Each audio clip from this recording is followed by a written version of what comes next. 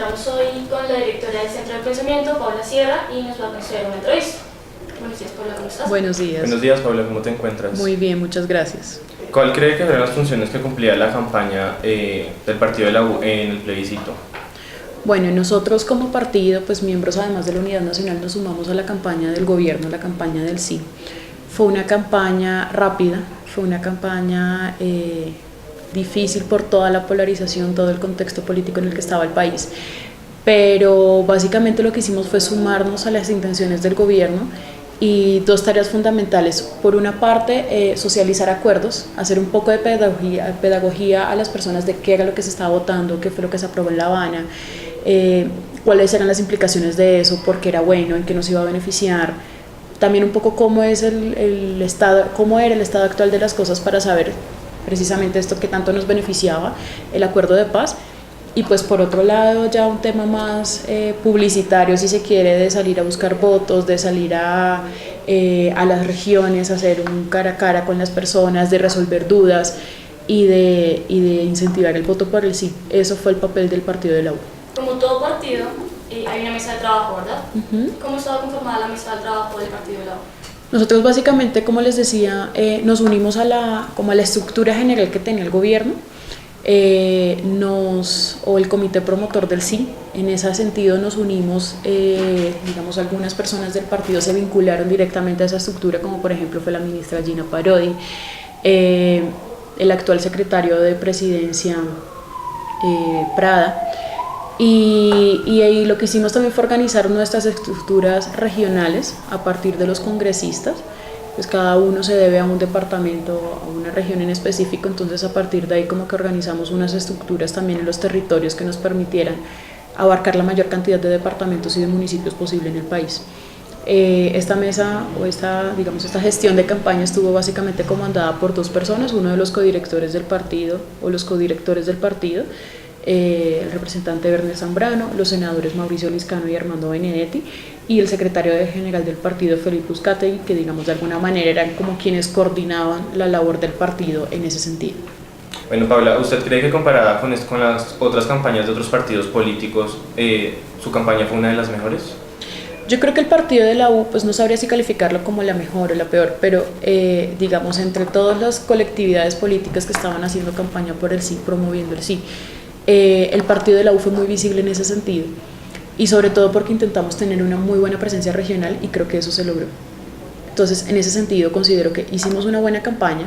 Obviamente los resultados que esperábamos eran distintos, pero de alguna manera se hizo la labor, y creo que fuimos también de las pocas colectividades que hicimos pedagogía alrededor de lo que era el acuerdo, que era no simplemente decirle a la gente vote sí, sino explicarle por qué va a votar sí, qué está votando con el sí y en qué lo va a beneficiar a usted ese voto por el sí. Ok, entonces tomando en cuenta lo que nos acaba de decir, ¿ustedes dieron información clara sobre lo que era el plebiscito? Sí, y básicamente digamos fue una información que se generó desde el Centro de Pensamiento del partido y fue como una de nuestras principales tareas en lo que fue el año pasado.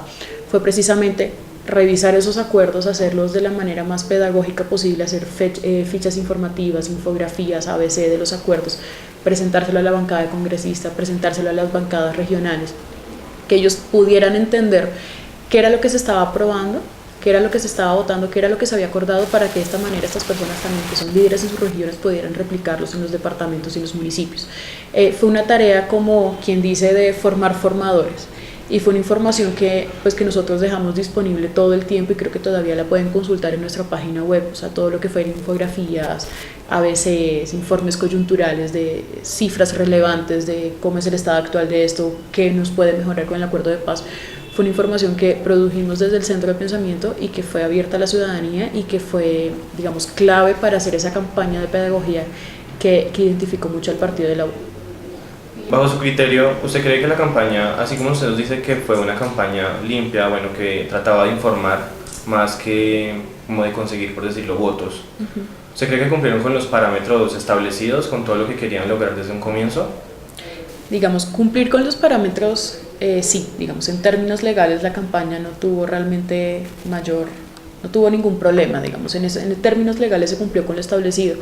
Se inscribieron los comités promotores como debía ser, todo en regla, se cumplieron los topes de campaña, no se violaron. Realmente, y tengo que decirlo, fue una campaña que no contó con los recursos que normalmente cuentan unas campañas, no sé, presidencial o una campaña de congreso, a pesar de ser también de tipo nacional. Fue una campaña que contó con muchísimo menos dinero y que además se hizo en tiempo récord. Si ustedes recuerdan, la campaña del plebiscito nos duró un mes y nos cogió a todos como que ya, mañana empezamos. Entonces, sin embargo, pues obviamente no se obtuvieron los resultados que esperábamos ganar. Esa parte, eso fue lo que falló, ese fue el resultado final que falló, pero digamos lo que fue el proceso de campaña sí considero que cumplió el partido de la U y en general los promotores del sí cumplieron con los requisitos y cumplieron con los procedimientos. Y de nuestra parte no fue ni una campaña engañosa, ni fue una campaña llamada a, no sé, a mentiras, exacto.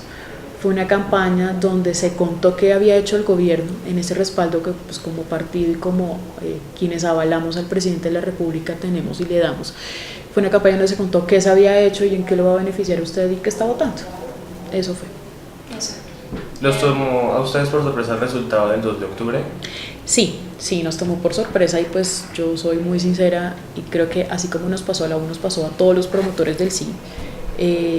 Los otros partidos de la Unidad Nacional, los partidos de izquierda, los sectores ciudadanos que también se volcaron como comités promotores. Teníamos la fiesta armada y se quedó armada. Lastimosamente cuando empezamos a ver los resultados fue como esto no nos favorece. Sí, no nos favorece y pues el ánimo se notaba. Fue como, digamos, toda la expectativa y todo el buen ánimo que se mantuvo durante el día de la elección. Invitando a las últimas personas a votar, también como que haciendo recorridos por los puestos de votación, mirando que las cosas estuvieran en regla, que no de pronto no tuviéramos algún problema de trampas o de algo. Y nada, en algún momento sí sentimos como que nos iba a afectar mucho porque zonas que eran muy importantes para nosotros, como por ejemplo la costa, se vieron afectadas por fenómenos climáticos. Muchas personas no pudieron salir a votar.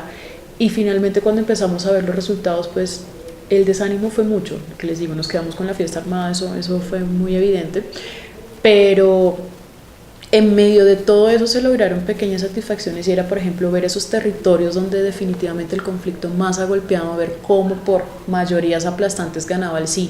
Entonces sí, pues fue una fiesta perdida, fue una elección perdida, fue una derrota. Pero de eso yo rescataría dos cosas. Esto que les digo de estos territorios que dieron un ejemplo para el país de perdón y de reconciliación y de salir adelante y de apoyar el proceso, por un lado. Y segundo, pues también la oportunidad que fue en lo que derivó toda la elección, de revisar el acuerdo, de ver qué se podía mejorar. A pesar de que pues yo también estaba muy de acuerdo con los negociadores que en ese momento era el mejor acuerdo posible. Pero pues obviamente una nueva coyuntura obliga a revisar también todas esas condiciones y eso sucedió tanto para gobierno como para FARC. Entonces tener la oportunidad de revisar esos acuerdos, de ver qué era susceptible de mejora, de pronto que las FARC pudieran ceder en algunos puntos, que el gobierno también cedió en otros, que quizás las víctimas se vieran más representadas, eso yo creo que también terminó siendo una oportunidad para el país. Antes de que mi compañero continúe, me surgió una cuestión. ¿Cree usted que el poco capital económico que se invirtió en esta campaña, ya que los cogió como desapercibido, por decirlo así, influyó en el resultado final de la votación? Yo no sé, porque digamos, con lo que se contaba se hizo mucho, ¿sí? O sea, tampoco puedo llamar a engaños y decir es que no se pudo hacer nada. Con lo que se contaba se hizo.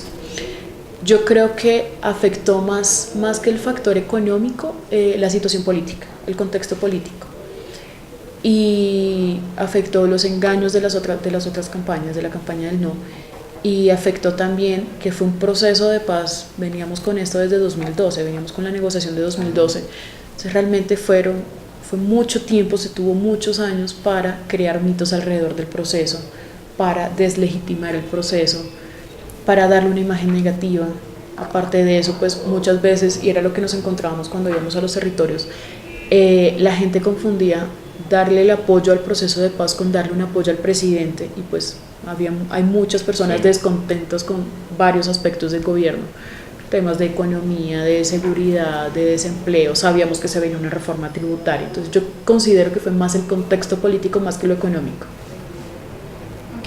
Okay. Como toda campaña tenía sus expectativas, ¿verdad?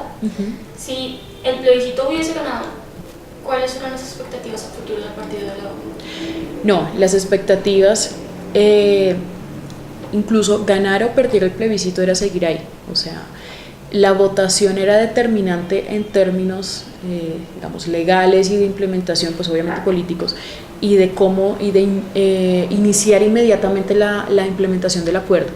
Pero para nosotros como partido era claro que ganar o perder el plebiscito, pues nuestra posición no iba a cambiar, o sea, no era como que ganó el no, entonces al día siguiente ya vamos a estar en contra del plebiscito, del proceso o a darle la espalda al gobierno, no, porque además tenemos una responsabilidad como partido, una responsabilidad política y una responsabilidad con los electores, y es, nosotros avalamos al presidente. El partido de la U, bueno, el Santos es un presidente del partido de la U, entonces es una responsabilidad política que el partido que asumió, y que independientemente del resultado, pues el apoyo iba a ser irrestricto al proceso y al gobierno. En este momento, independientemente de los resultados y de lo que sucedió en esas elecciones, ¿cuál es la posición que está asumiendo el partido de la U ahora frente a la manera en que se están implementando los acuerdos de paz? Bueno, básicamente el partido de la U en este momento el protagonismo está centrado en el Congreso de la República. Como saben, estamos pues implementando los acuerdos a través del procedimiento legislativo especial o el fast track, y digamos en eso el partido ha tratado de ser líder tanto en la aprobación de los proyectos como en los debates de los mismos. Ustedes se dan cuenta que muchos de estos proyectos, o la mayoría de ellos, las ponencias son lideradas por senadores y representantes del partido de la U. Sucedió con el Estatuto de la Oposición, sucedió con la Justicia Especial para la Paz, sucedió con la ley que habilita a los voceros a estar precisamente, a los voceros de las FARC, a estar precisamente en este escenario del Congreso. Entonces, hoy el escenario es otro, es como ya pasó campaña, ya dejamos eso atrás, ya pasamos la página. Ya el acuerdo se volvió a firmar, ahora estamos en una etapa de implementación, donde también lo que se ha buscado es, en la medida de lo posible, mejorar y ayudar al gobierno a mejorar esas propuestas, obviamente también con el aval de la guerrilla, porque no nos podemos olvidar que esto fue una negociación de dos partes, esto pues no fue una imposición, entonces también con los avales del gobierno, con los avales de la guerrilla, de las dos partes que se sentaron a negociar, una vez estos proyectos han llegado al Congreso, mirar cuál forma los podemos mejorar, cómo nos podemos vincular a ellos, cómo los podemos liderar, y es lo que ha hecho el partido de la U en el Congreso. ¿Qué piensa acerca de lo que está sucediendo en ese momento con los acuerdos de paz? De que no se están cumpliendo, de que hay retrasos, de que las negociaciones van, por decirlo así, de una manera retrasada, no se están efectuando de la manera en que estaba previsto. Yo creo que a cierto punto es normal, porque no es un proceso fácil. No es un proceso fácil porque pues es también preparar toda una institucionalidad para darle cumplimiento a unos acuerdos que en papel son 300 páginas, ahora imagínate cómo es implementarlos. Muchos de estos puntos son retrasos normales, muchos también son retrasos institucionales. Sin embargo, entendemos al gobierno en el sentido en que nada se puede implementar hasta que no estuviera aprobado. Entonces, cuando muchas personas dicen como porque tales cosas no las previeron, porque esto no lo hicieron desde antes, porque esto no se fue avanzando, es porque realmente no se podía hacer. No se podía hacer porque hasta, digamos, la estábamos tratando con un grupo armado ilegal con el que no se le podían dar beneficios, no podíamos hacer mayor cosa. Entonces también son muchos diseños institucionales que hasta ahora se están haciendo, y que es el proceso normal, y que así como ha sucedido en Colombia, ha sucedido, quizás si ustedes revisan, en todos los países donde se firma un acuerdo de paz.